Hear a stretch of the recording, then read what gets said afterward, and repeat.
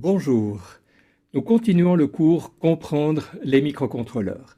Et cette fois, enfin, nous allons vraiment parler de microcontrôleurs, nous allons même pouvoir définir précisément de quoi il s'agit. En effet, dans ce module, nous allons donner une définition précise de ce qu'est un microcontrôleur. Nous allons également regarder comment nous allons pouvoir le mettre en œuvre au niveau électronique, donner le schéma de mise en œuvre.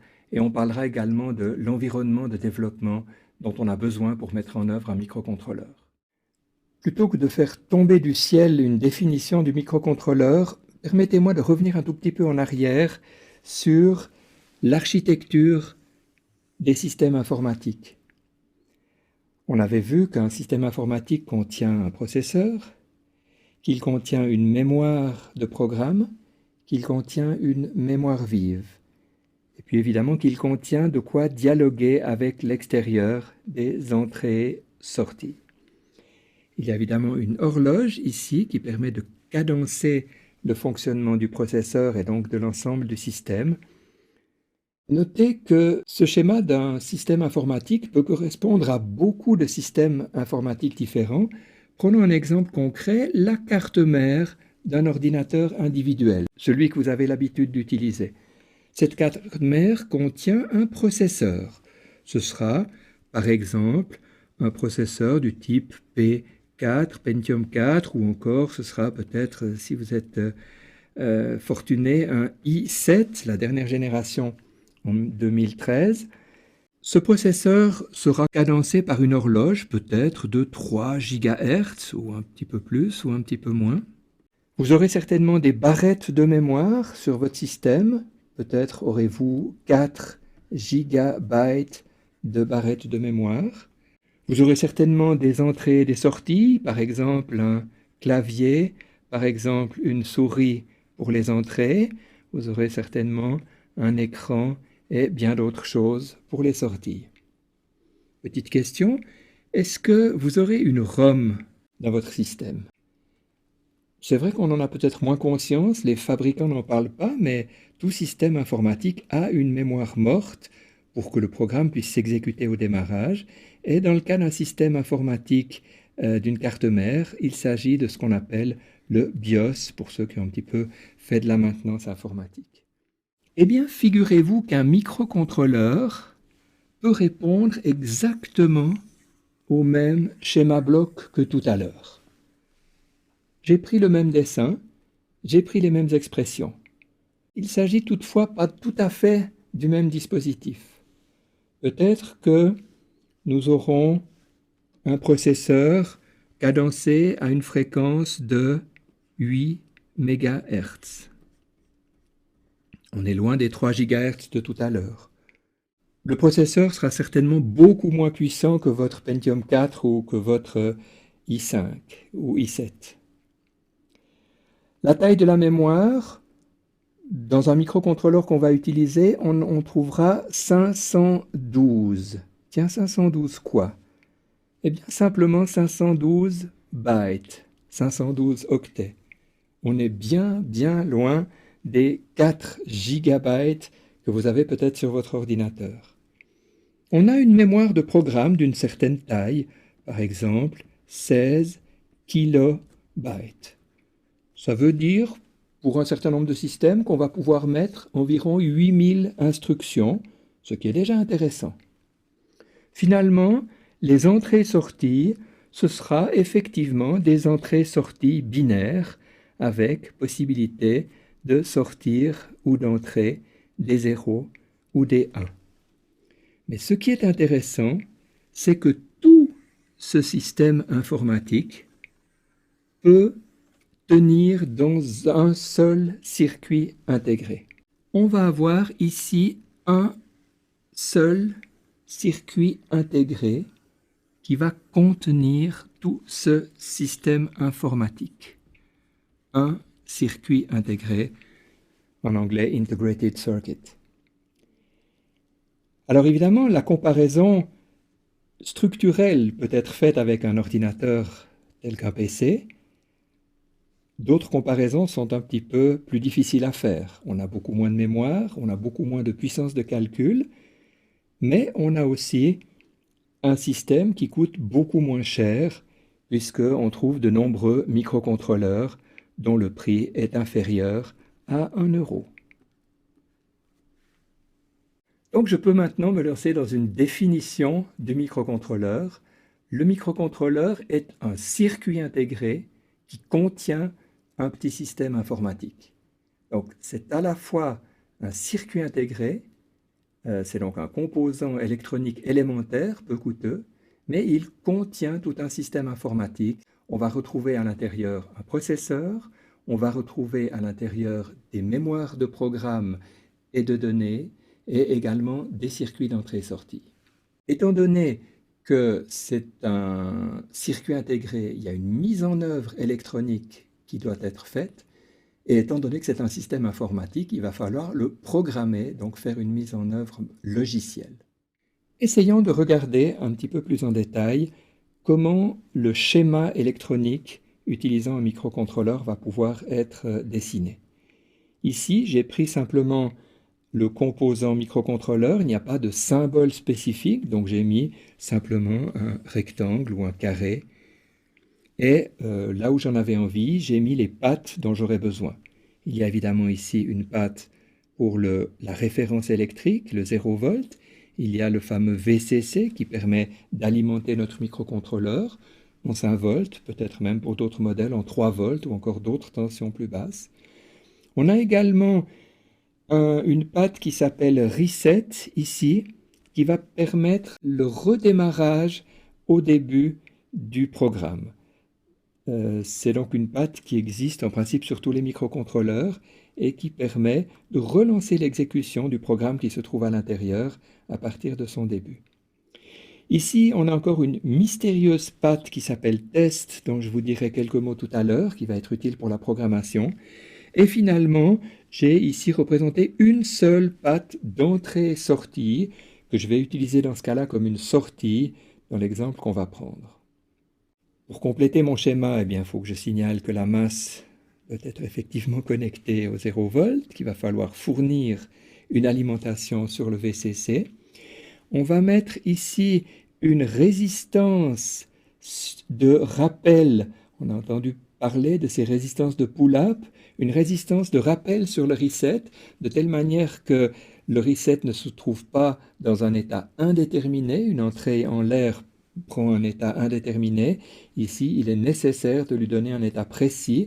Comme le reset est actif à 0, ce que montre ce petit rond, eh bien, il va falloir tirer vers le haut ce signal de telle manière que le reset ne s'exécute pas en permanence et que le programme puisse s'exécuter normalement.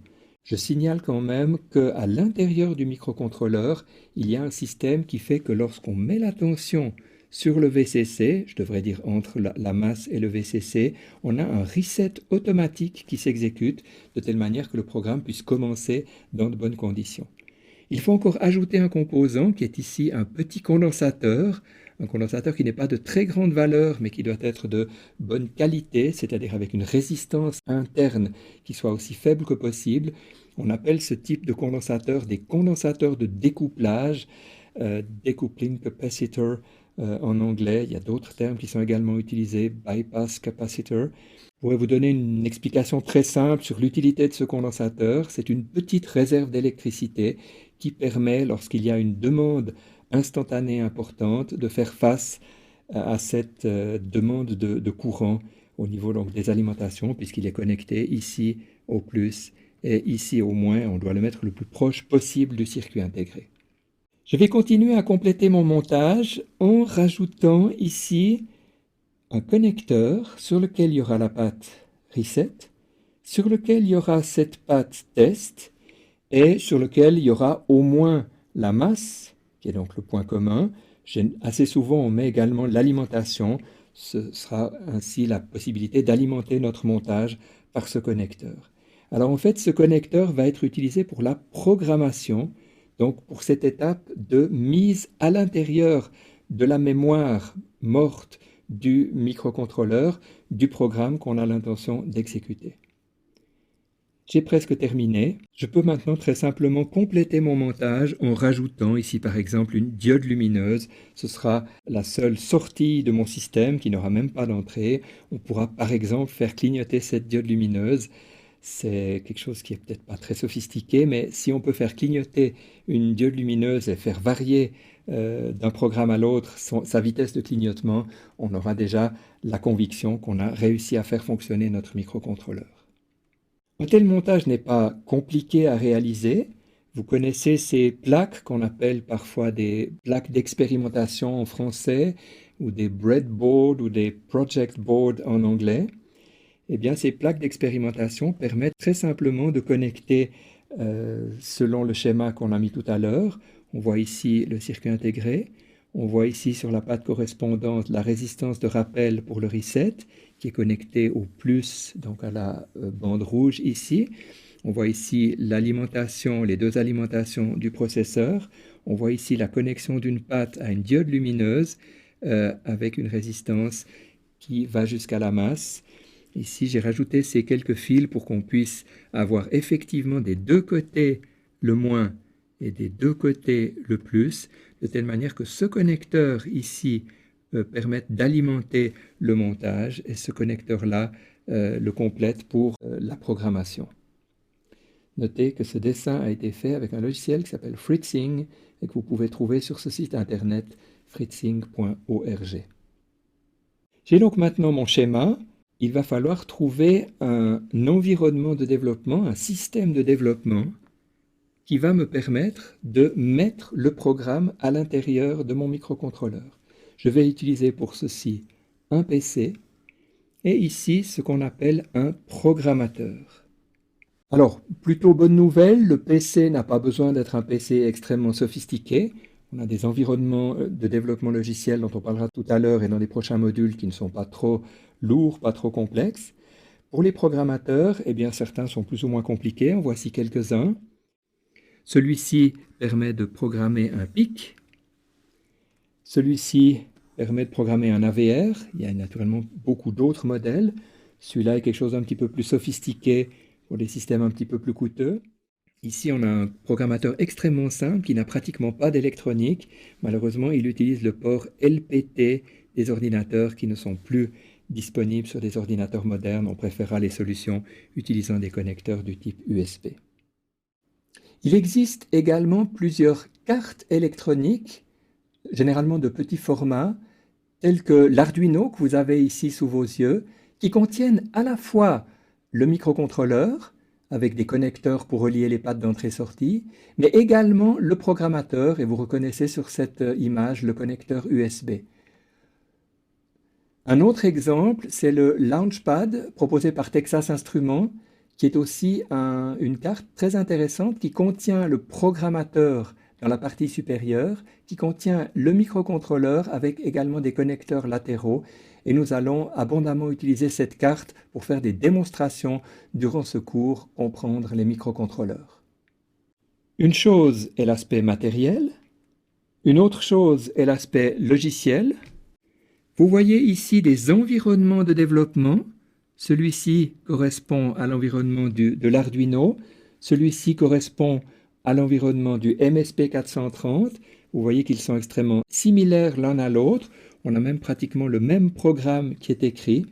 Et ces logiciels donc, vont permettre d'écrire des programmes, de les convertir en langage machine et ensuite de les envoyer sur la mémoire du microcontrôleur. Il existe aussi des environnements plus sophistiqués. Ici, par exemple, l'environnement qui s'appelle Code Composer Studio, qui est proposé avec les processeurs de Texas Instruments, entre autres les MSP430.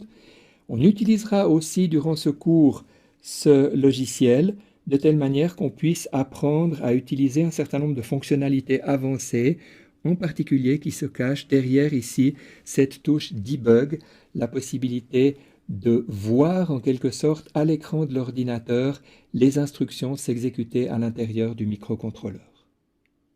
Nous avons donc appris aujourd'hui ce qu'est un microcontrôleur. Je rappelle cette définition.